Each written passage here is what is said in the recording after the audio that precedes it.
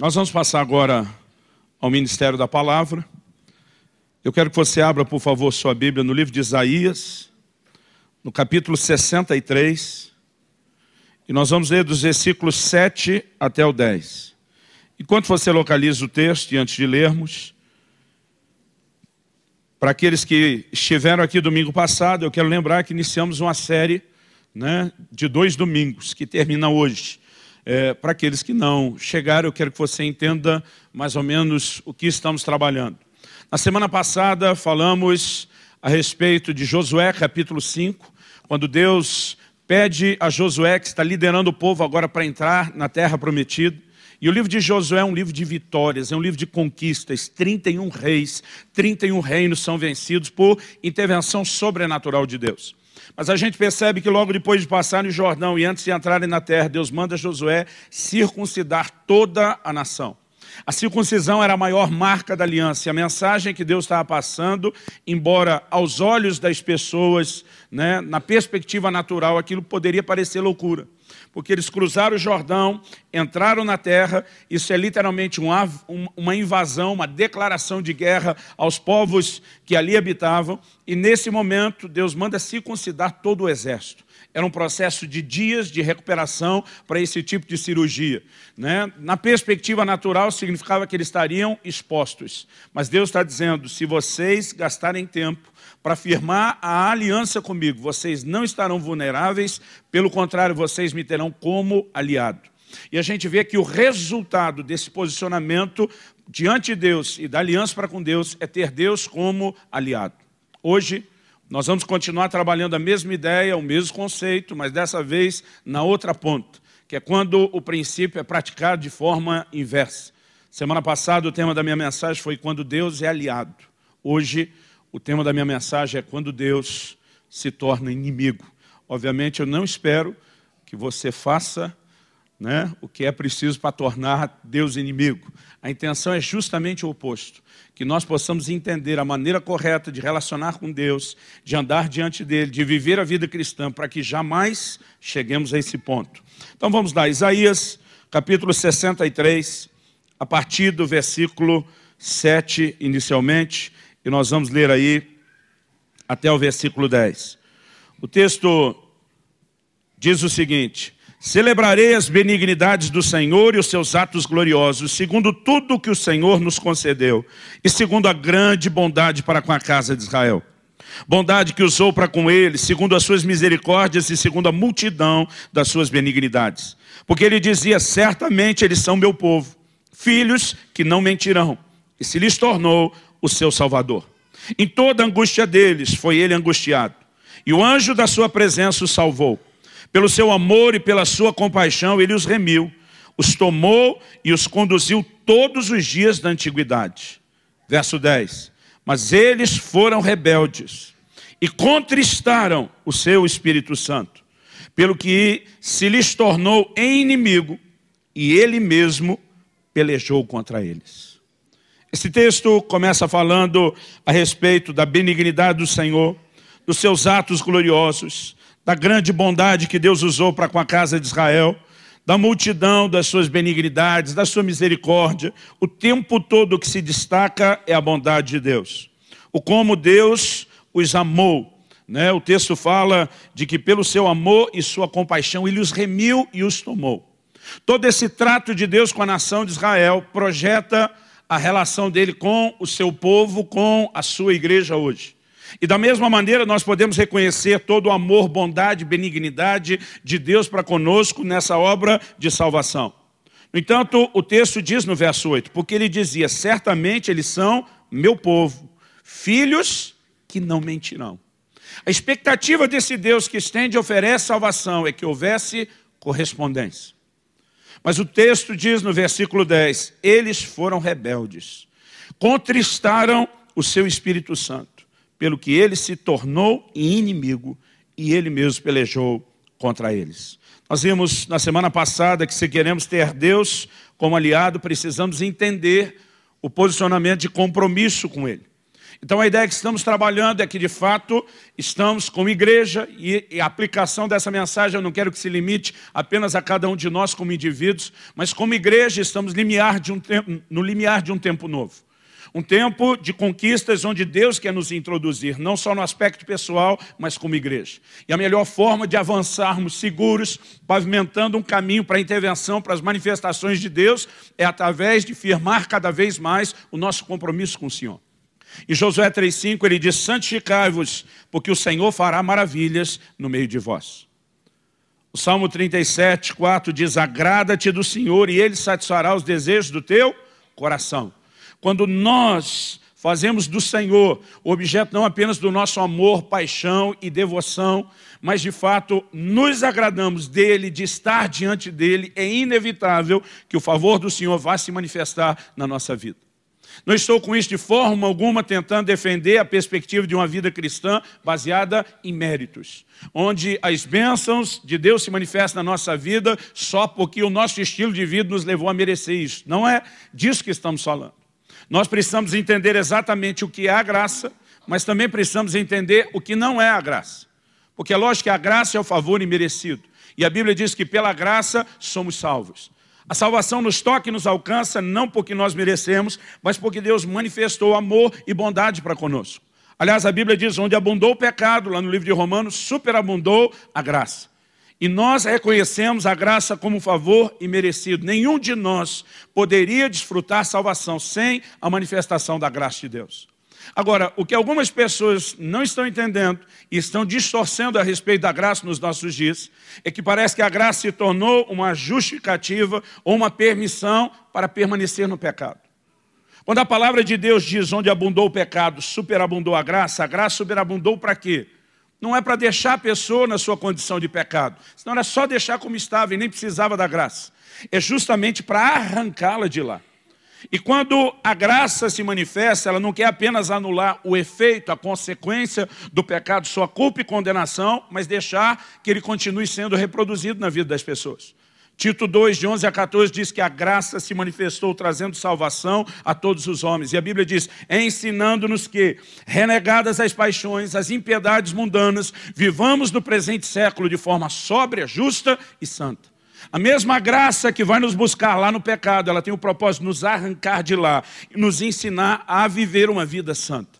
E nós precisamos entender que a partir do momento que a graça nos tocou, ela mesmo nos capacita para viver uma vida de vitória sobre o pecado e não para permanecer nele.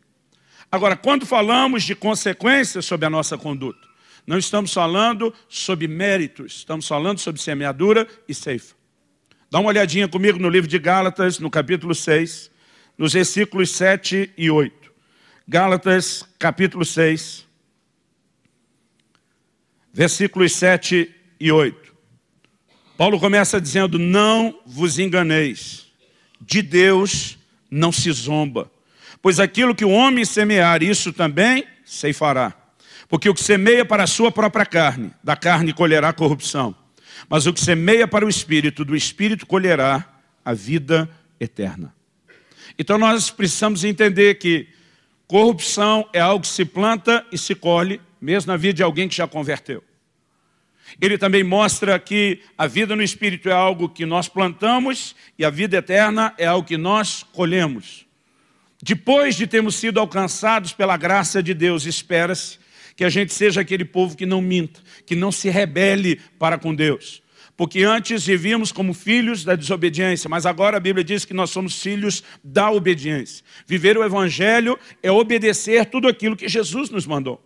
E diz, vão, façam discípulos de todas as nações, ensinando-os a guardar tudo quanto eu vos tenho ordenado. Não existe uma conversa, como alguns estão tentando sugerir, que a graça deixa você fazer qualquer coisa e está tudo bem. Porque o conceito de alguns é mais ou menos como se no Velho Testamento Deus fosse mal-humorado. Mas agora no Novo ele está bem-humorado. Na cabeça de alguns crentes parece até que Deus converteu. Antes ele era ruim e agora ele é bom. Nós sabemos que Deus não muda.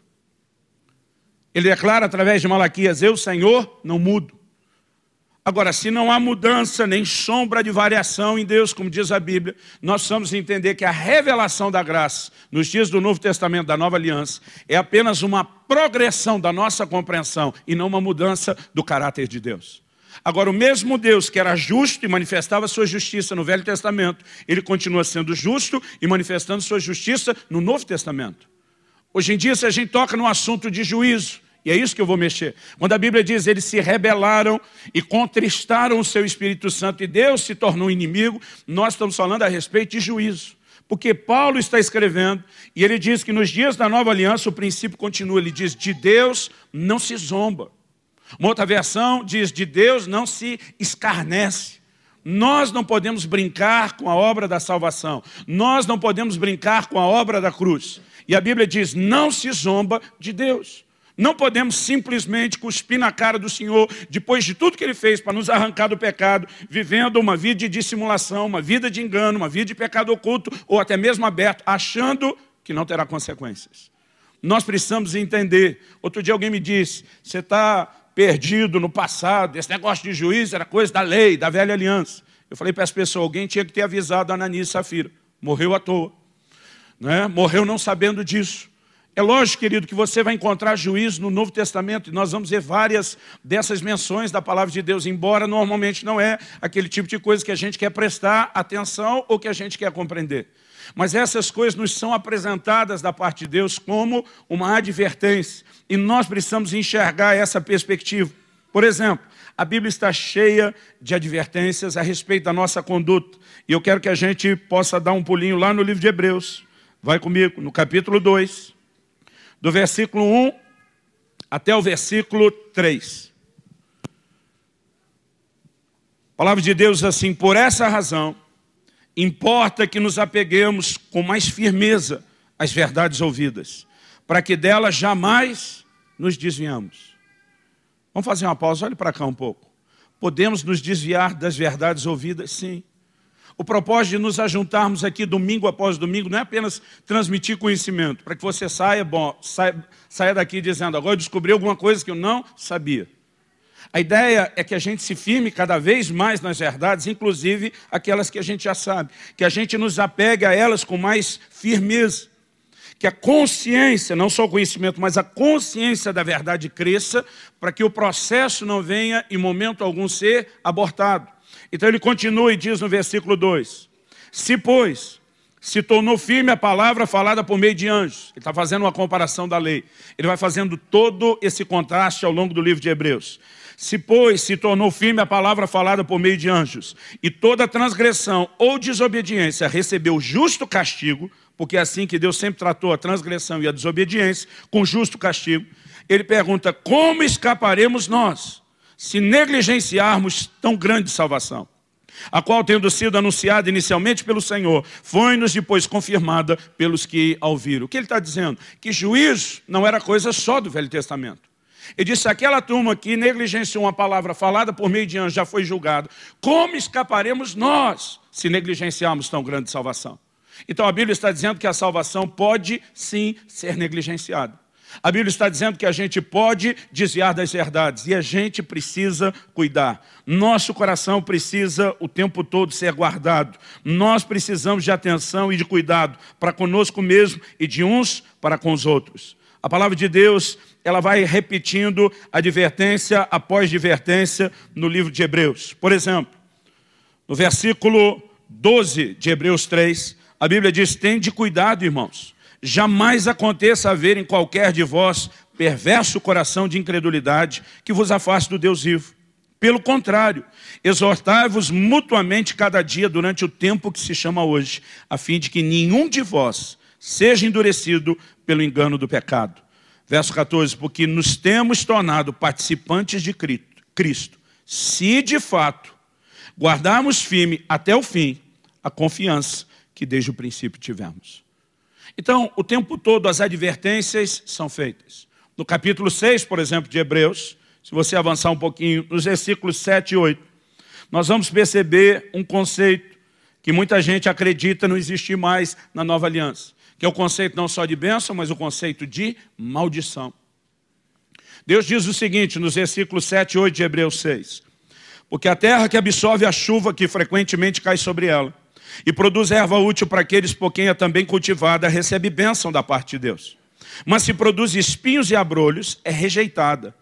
Perto está da maldição e o seu fim é ser queimada. É lógico que aqui eu estou lendo só o versículo 7 e 8, que é uma alegoria, uma parábola, uma ilustração. Mas ele vem dentro de um contexto. O apóstolo está falando de gente, o escritor está falando de gente que caiu, que fracassou na fé. E não só fracassou, mas eles conseguiram passar uma linha que existe. Difícil às vezes é precisão onde está, mas esses conseguiram essa façanha, de passar uma linha onde não há sequer retorno. Agora ele está falando de gente que fracassou na fé, mas está escrevendo aos que estão de pé, aos que estão firmes. E de repente ele entra falando de terra boa e de terra ruim. Aí ele fala que uma absorve a água da chuva. Ele corresponde com o investimento de Deus. Produz frutos. A Bíblia diz, ele recebe bênção. Aqui nós temos uma menção clara de bênção, relacionado com o tipo de comportamento, correspondendo ou não ao que Deus está fazendo. Mas ele fala de uma outra terra que não dá o devido fruto. Apenas espinhos e abrolhos. O texto diz, está perto da maldição. A maldição ainda não começou, mas está perto da maldição. E o seu fim é ser queimada. Nós sabemos que terra de forma literal não queima. Quando eu falo o seu fim é ser queimada, eu e você sabemos qual é o incinerador aqui em questão. Deus está falando da perdição eterna do inferno. Mas antes que isso aconteça no final da vida de alguém, a Bíblia fala de uma maldição que está perto agora. Bênção e maldição podem se manifestar na vida de um crente que se posicionou em Jesus. Outro dia alguém falou, a Bíblia diz que Jesus nos resgatou da maldição da lei. Falei, é verdade. Como também diz que nos resgatou do pecado. Quer dizer que você não pode pecar mais? Você foi sair do pecado que você estava, você foi arrancar de lá, você foi tirar de lá. Não quer dizer que você não possa pisar nele de novo. Você foi tirar da maldição que você estava, não quer dizer que você não possa pisar nela de novo. O plano e o propósito de Deus não é que ninguém esteja debaixo de maldição. No entanto, nós precisamos entender que quando a Bíblia fala de Deus como inimigo, é um momento onde, em vez de aliado nos abençoando, agora ele começa a manifestar juízo.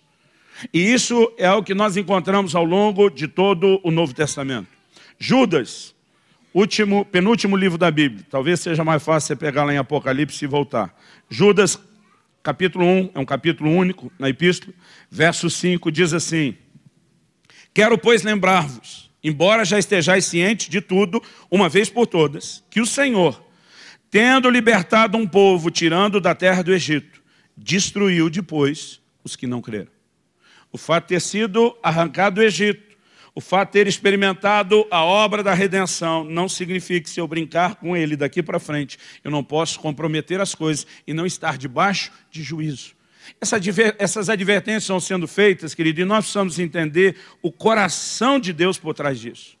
Não é Deus tentando dizer, olha, se você brincar comigo, eu acabo com a sua raça. Não é perseguição, não é vingança.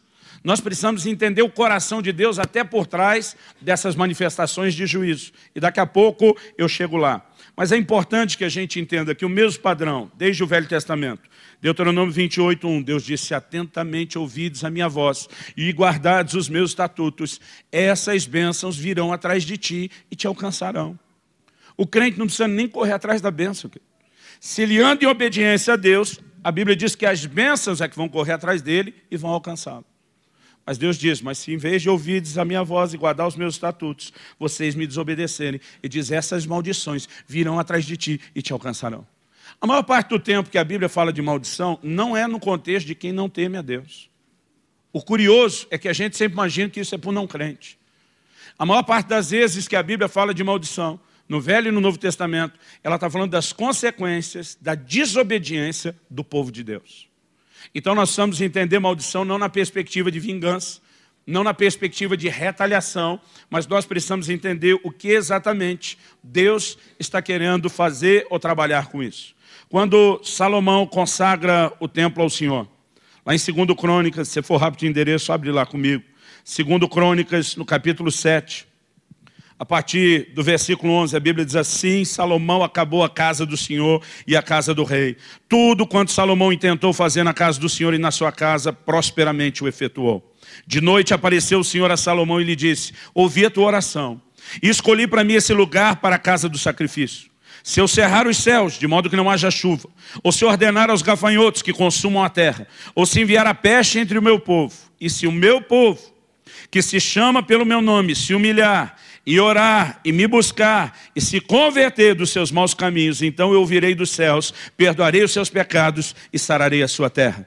Estarão abertos os meus olhos e atentos os meus ouvidos à oração que se fizer nesse lugar. Porque escolhi e santifiquei essa casa, para que nela esteja o meu nome perpetuamente. Nela estarão fixos os meus olhos e o meu coração todos os dias. Quanto a ti, se andares diante de mim, como andou Davi teu pai, e fizeres segundo tudo o que eu te ordenei, e guardares os meus estatutos e os meus juízos, também confirmarei o trono do teu reino, segundo a aliança que fiz com Davi teu pai, dizendo, não te faltará sucessor que domine Israel. Porém, se vós vos desviardes, e deixardes os meus estatutos e os meus mandamentos que vos prescrevi, e fordes e servides a outros deuses e os adorardes, então vos arrancarei da minha terra que vos dei, e essa casa que santifiquei ao meu nome, lançarei longe da minha presença, e a tornarei em provérbio e motejo entre todos os povos. Dessa casa, agora tão exaltada, todo aquele que por ela passar, pasmará e dirá, por que procedeu assim o Senhor para com essa terra e para com essa casa? Responder-se-lhe-á,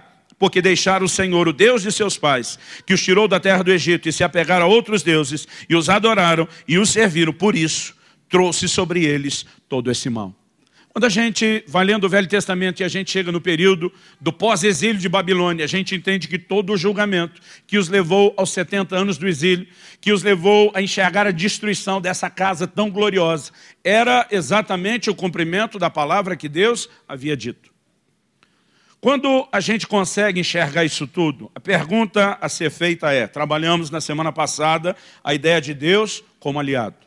Porque, querido, quando Deus está ao nosso lado, se movendo conosco, né, nós temos um poder de realização, um poder de conquista indescritível.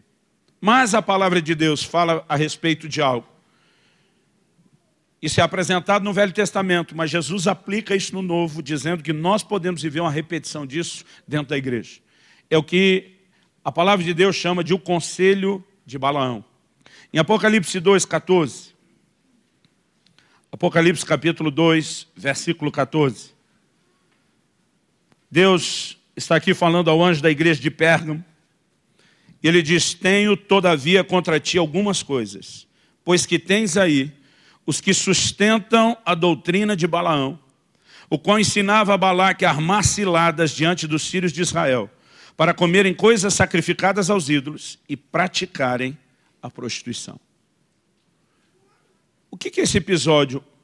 A doutrina de Balaão, o conselho de Balaão. Outra tradução ainda diz os ensinos de Balaão. Isso é uma referência ao que nós temos em Êxodo 25. A Bíblia diz que Israel, habitando em Sitim, começou a prostituir-se com as filhas dos moabitas. Mas há um pano de fundo por trás disso. Lá na frente, em Números 31:16, a Bíblia vai explicar que isso tudo aconteceu por conselho de Balaão. Os capítulos 22, 23 e 24 nos contam a história de Balaão, uma figura misteriosa. A gente ficou oscilando, tentando entender se ele era um profeta ou um bruxo. É uma figura mística e complicada.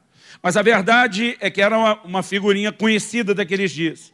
E Balaque, rei dos Moabitas, quando vê a nação de Israel saindo do Egito e a notícia espalha, Deus abriu o mar vermelho diante desse povo, Deus julgou o Egito e agora estão vindo para a terra de Canaã. Esse Deus poderoso vai entregar essa terra na mão deles. Esse povo ficou apavorado.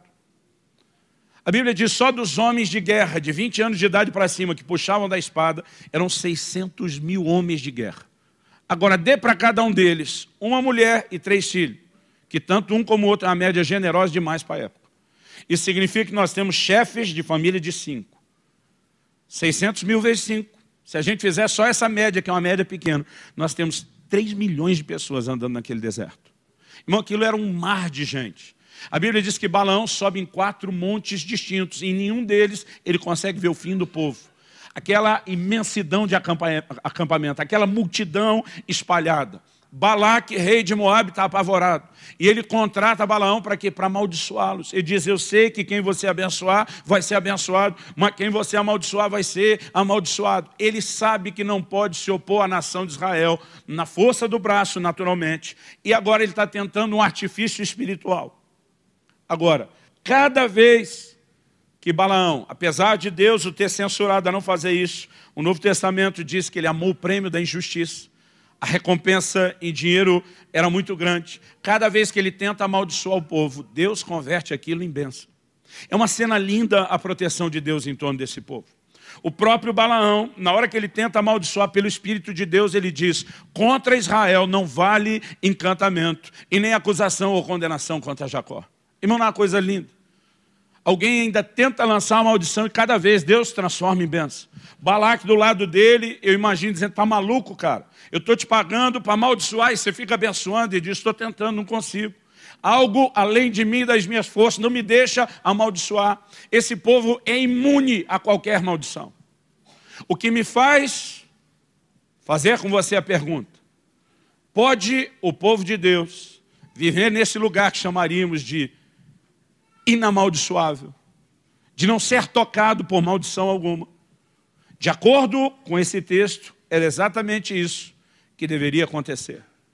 Mas de acordo com o mesmo texto, nós vemos que Balaão encontrou uma forma de que as coisas não seguissem dessa forma. Ameaçado a perder o prêmio da injustiça, ele dá um conselho a Balaque. Eu imagino a conversa entre os dois mais ou menos assim: velho, não tem como dobrar esse muro de proteção. O livro de Zacarias fala não só de um muro de proteção, mas Deus diz: eu, Senhor, acho que é Zacarias 2,5, eu, Senhor, serei um muro de fogo à vossa volta. Isso, usando a linguagem de informática, é literalmente um firewall. Pensa numa proteção. Um muro que não apenas impede o inimigo de chegar, mas que consome o inimigo que se aproxima. Ele está dizendo: cara, esse povo é intocável. A força que os protege, o escudo em torno deles, é intransponível, é invencível. Não tem como a gente tocá-los de forma alguma, porque quem os protege é a maior força do universo. Não pode ser dobrada, não pode ser vencido. Imagina o Balaque dizendo: Balaão, vai perder a grana então. Aí Balaão diz: mas eu tenho uma ideia. E pode funcionar. Qual é a ideia? Ele diz: a ideia é que se a gente pegar o Deus que os protege, essa força invencível, imparável, que nesse momento não pode ser superada, e está defendendo eles, e nós transformarmos esse Deus em inimigo, aí não tem quem segure a força desse Deus contra eles. E a nação de Israel vai estar roubada e perdida nessa história. Imagina o Balaque dizendo: mas cara, vocês são o povo de Deus, com quem deu seus alianças, por que ele está fazendo tudo isso? Por que você acha que Deus vai virar inimigo? Ele diz: nós podemos fazer com que eles pequem contra ele. Nós podemos fazer com que eles quebrem a aliança dele. Nós podemos fazer com que eles insultem ao próprio Deus. Como? Ele diz uma tática antiga que sempre funciona: envia as mulheres do seu povo a seduzir os homens de Israel. E o que elas vão exigir em troca dos préstimos sexuais não vai ser uma prostituição comum, aquela que se paga com dinheiro. É disso, o pagamento que elas vão exigir é outro. Elas vão fazer com que os homens de Israel se curvem diante dos seus deuses, dos seus ídolos, e comam das comidas sacrificadas aos seus ídolos. Ele diz: nós vamos juntar numa coisa só, prostituição natural e espiritual. Ele diz: certeza que os caras vão morder a isca. Certeza que quando morderem a isca, o Deus da aliança com esse povo, quando eles se rebelarem, vai se tornar inimigo. O Deus deles vai julgá-los porque eles quebraram a aliança dele. Então, nós não podemos fazer essa guerra, vamos deixar Deus se tornar inimigo. A pergunta para mim e para você hoje: Deus, como nosso protetor e aliado, continua sendo invencível e intransponível? Claro que sim. O diabo sabe disso? Claro que sim. Em Jó, no capítulo 1, no versículo 10, quando Deus elogia Jó e diz: viste meu servo Jó, não há ninguém justo e irrepreensível como ele. Sabe qual é a resposta que a Bíblia diz que o diabo deu? Ele diz também: você abençoa as obras das suas mãos e o cercaste com uma sebe. O diabo está dizendo: o cara está protegido por um muro e lá dentro abençoado e feliz. É lógico que tudo vai continuar bem, eu não posso tocar, eu não posso ferir. Irmão, o diabo continua reconhecendo que de fora para dentro nós somos intocáveis. Nós somos inamaldiçoáveis. O problema é que esse muro, intransponível de fora para dentro, é muito vulnerável de dentro para fora.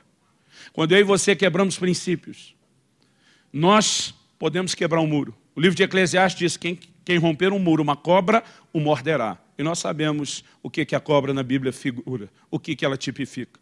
Paulo escreve e diz: não deis lugar ao diabo. O que é dar lugar ao diabo? Não um crente que acorda pela manhã e prepara um documento escrito, vem por meio dessa autorizar o miserável do Satanás a destruir minha... Ninguém faz isso. Agora, quando quebramos princípios, estamos colocando Deus que nos protege contra e não a nosso favor. Agora, o diabo continua jogando o mesmo jogo. Jesus está falando com a igreja do Novo Testamento, no tempo da graça, ele diz, o conselho de Balaão continua sendo reproduzido, o conselho de Balaão continua funcionando. O que é isso? É a capacidade de induzir as pessoas a pecarem contra o Senhor, a se voltarem contra o Senhor, o que fará com que o mesmo Senhor se volte contra elas. E Jesus está aplicando isso a uma igreja nos dias da nova aliança e no tempo da graça. Então a pergunta é possível, mesmo nesse tempo da graça, ter Deus como inimigo? Não só é possível, como o inimigo sabe que essa é uma estratégia viável. O livro de Josué, como eu falei antes, é um livro de conquistas. São 31 reis sendo vencidos não só na força do braço, não só de forma natural, mas com a bênção e o favor de Deus. Mas logo depois que você termina a leitura do livro de Josué, é um livro de conquistas, começa o livro de Juízes. E pensa numa coisa que dá vontade de sentar e chorar. Aliás, eu fiz isso muitas vezes lendo o livro de Juízes. Capítulo 2, versículo 10 de Juízes. Diz assim, foi também congregada a seus pais toda aquela geração, que é aquela que viu mover, aquela que viu conquista. E outra geração após ele se levantou, que não conhecia o Senhor, nem tampouco as obras que fizeram a Israel. Então fizeram os filhos de Israel que era mal perante o Senhor, pois serviram aos Baalins, deixaram o Senhor, Deus de seus pais, que os tirara da terra do Egito, e foram-se após outros deuses, dentre os deuses das gentes que havia ao redor deles, e os adoraram, e provocaram o Senhor a ira. Porquanto deixaram o Senhor e serviram a Baal e a Astarote, pelo que a ira do Senhor se acendeu contra Israel, e os deu na mão dos espoliadores que os pilharam, e os entregou na mão dos seus inimigos em redor, e não mais puderam resistir a eles. Agora, em vez de andar em conquista e vitória, eles estão sendo continuamente subjugados. Verso 15. Por onde quer que saíam, a mão do Senhor era contra eles para o seu mal, como o Senhor lhes dissera e jurara, e estavam em grande aperto. O que nós percebemos é que o Deus aliado que os levou a conquistar e possuir aquela terra, agora se tornou inimigo no contexto da própria terra.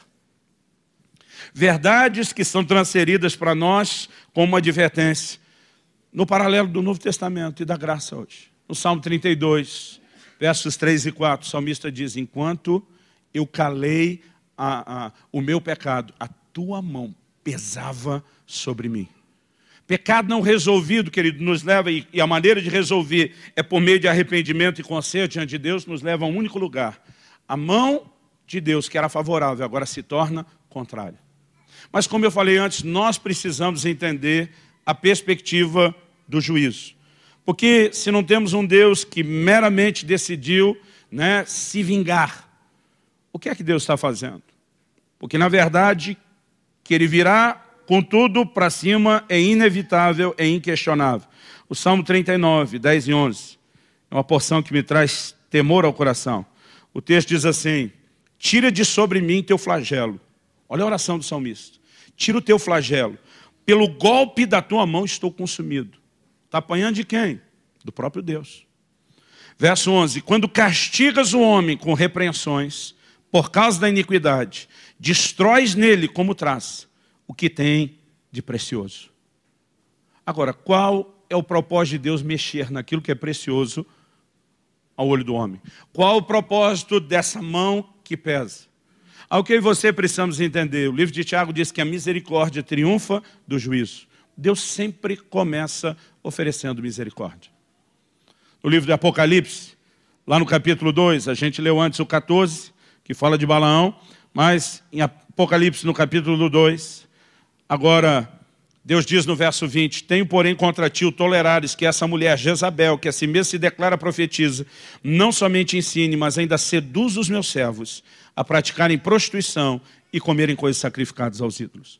Agora, Deus usa a figura de uma outra personagem ligada à apostasia no Velho Testamento, que é Jezabel. E ele continua falando dos mesmos erros. Agora, olha o verso 21, dei-lhe tempo para que se arrependesse. Ela, todavia, não quer arrepender-se da sua prostituição. Eis que apróstro de cama, bem como em grande tribulação os que com ela adulteram, caso não se arrependam das obras que ela incita. Matarei seus filhos, e todas as igrejas conhecerão que eu sou aquele que sonda mentes e corações, e vos darei a cada um segundo as vossas obras. Alguém esqueceu de avisar Jesus que era o tempo da graça.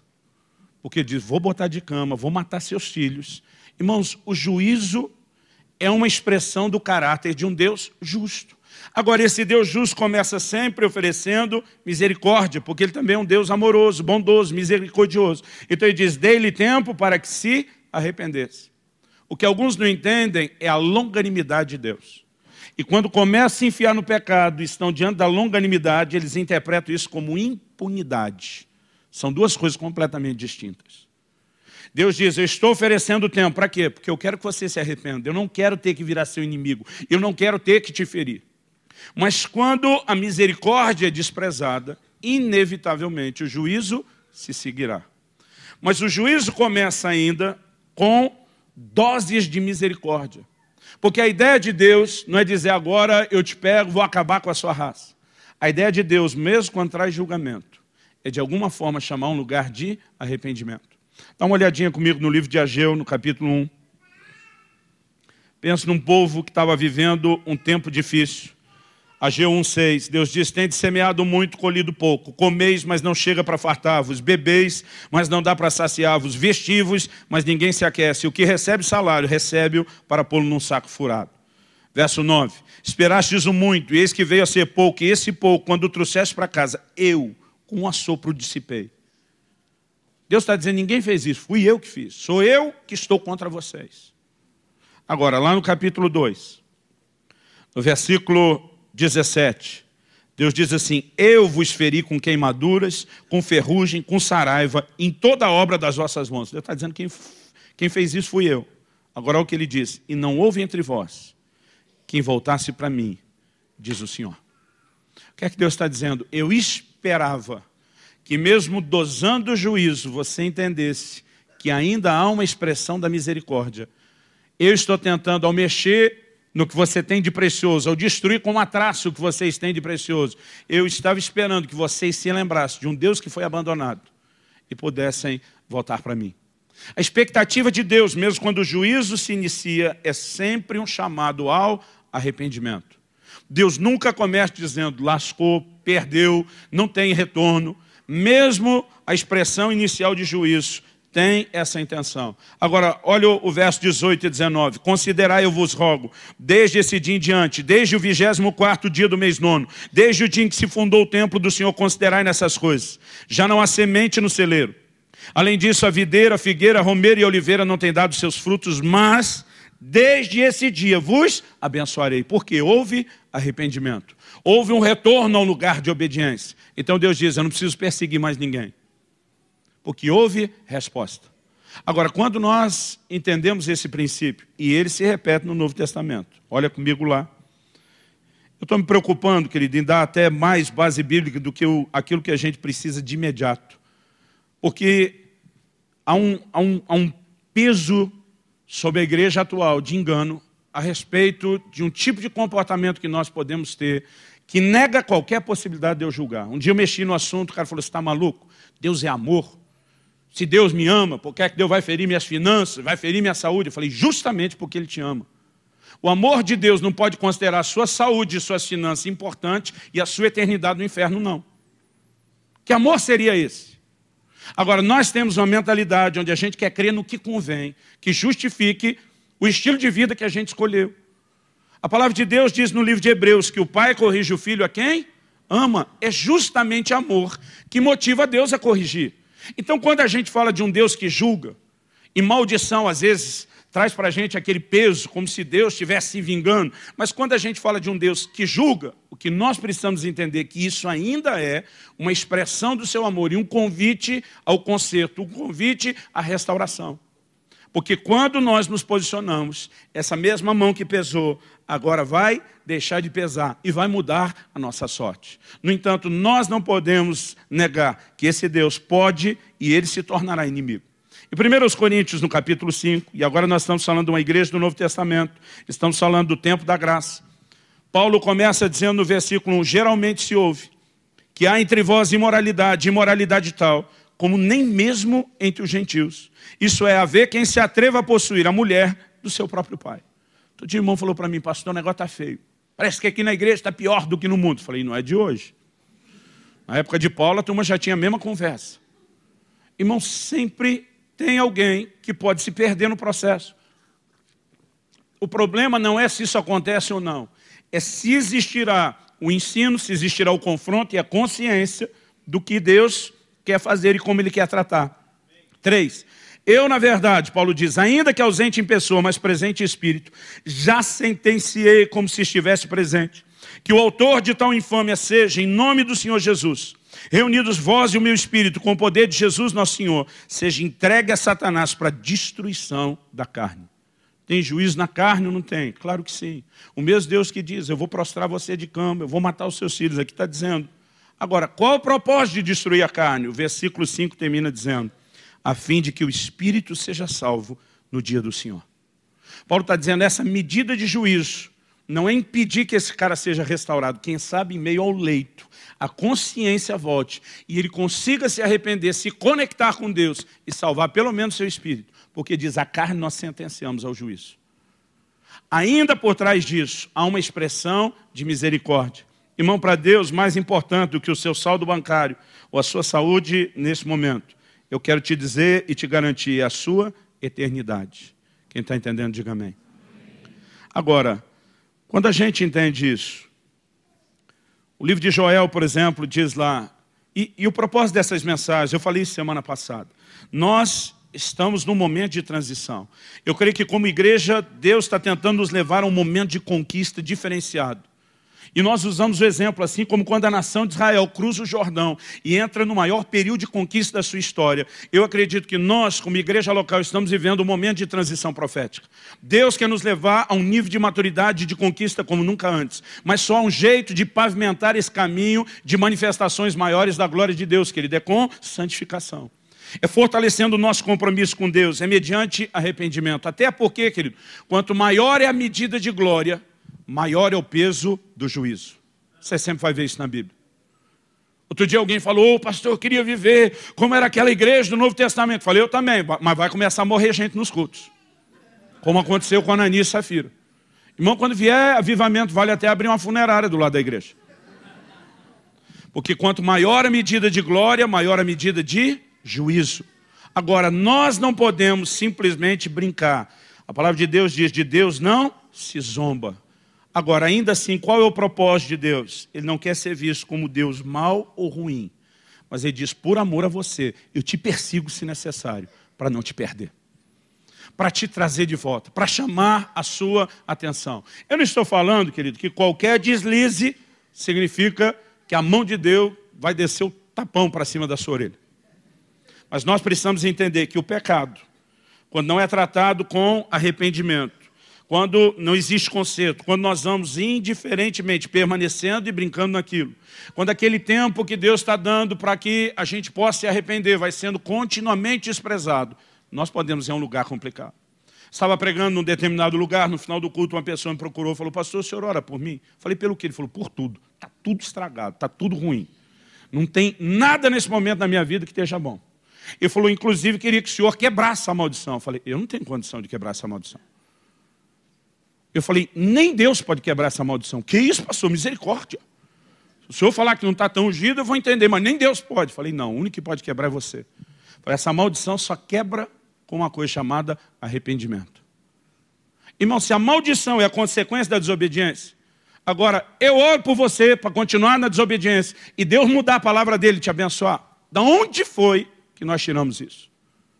A única maneira de quebrar qualquer maldição ou juízo é através do arrependimento.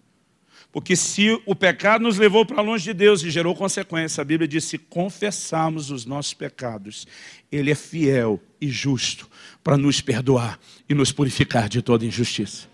A Bíblia diz, ainda que os vossos pecados sejam como escarlate ou carmesim, eu os tornarei brancos como a neve, como a pura lã. Não tem sujeira na minha e na sua vida que Ele não possa limpar, mas Ele só pode fazer isso quando nos arrependemos.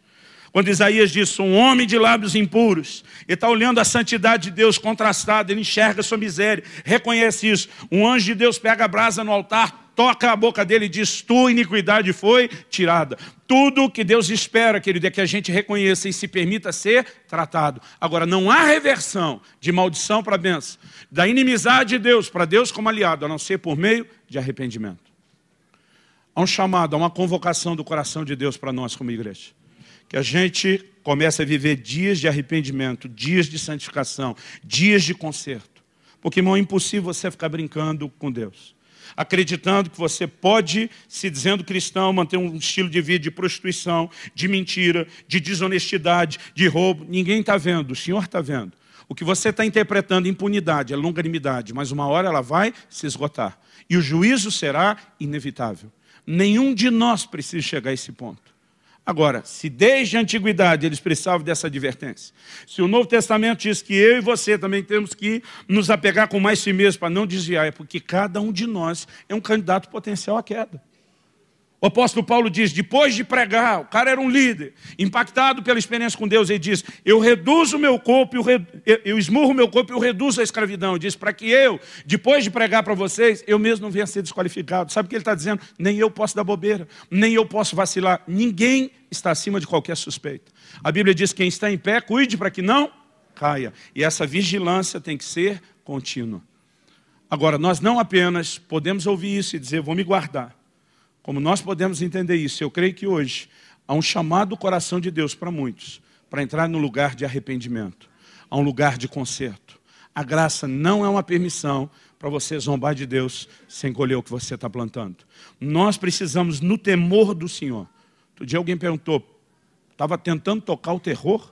Pastor, eu falei, você ainda está em dúvida sobre a intenção? Eu acredito que o que Deus quer, na verdade, não é tocar o terror, mas nos levar a um lugar onde o temor do Senhor está no nosso coração. Joel 2,28 diz, e acontecerá depois que derramarei do meu espírito sobre toda a carne. Depois do quê? Deus começa a chamar o povo a um lugar de arrependimento, de santificação, de conserto. Deus diz, chorem os ministros do altar. Deus começa a dizer, é hora de todo mundo se arrepender e deixar de lado os pecados. E ele diz, e acontecerá depois, porque o que pavimenta o caminho para a manifestação da glória de Deus é o arrependimento e a santificação.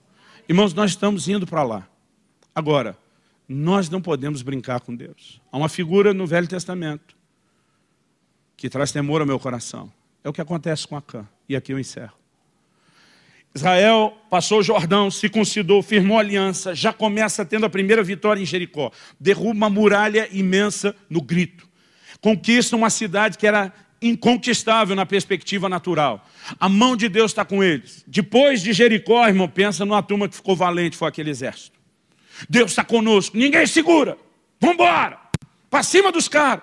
Aí Josué diz, ó, a próxima cidade era tão pequena, irmão, até no nome, Ai. Ele diz, não vamos nem mobilizar o exército, desnecessário. Vamos mandar um batalhão, um pelotão, os caras resolvem esse negócio. O resto de nós fica aqui descansando. A Bíblia diz que aquele exército não só não conseguiu vencer, como foi perseguido, abatido, gente morreu. E aí vai Josué brigar com Deus. Senhor, cadê a sua aliança? Cadê o seu favor? Cadê a sua promessa? Como muitos de nós, quando as coisas estão dando errado, vamos intimar Deus, como se Ele é que não estivesse fazendo o que deveria. Deus olha para Josué e diz, ei, foi meus homens ou foram os seus que pegaram do anátema, da barra de ouro, da capa babilônica? Deus disse, você vai me questionar, vai questionar o seu exército se eles me obedeceram, senão nada disso teria acontecido. Josué tem que baixar as orelhas, botar o rabinho no meio das pernas, dizer, o que nós vamos fazer? Ele diz, eu vou expor quem foi que pecou. E já que ele não vai aceitar a oportunidade de arrependimento, ele vai ser julgado. E só depois que esse for julgado e que não houver mais cumplicidade de vocês com o pecado dele, é que a minha graça volta a se manifestar para que vocês continuem conquistando. Enquanto Acã não foi separado, enquanto Acã não foi julgado, o favor de Deus para as conquistas foi interrompido. Irmão, não adianta a gente ficar brincando com Deus. Nós precisamos entender, e o pior é que quando alguns de nós começamos a brincar, nós não estamos prejudicando só nós mesmos. A família Jacã pagou um preço.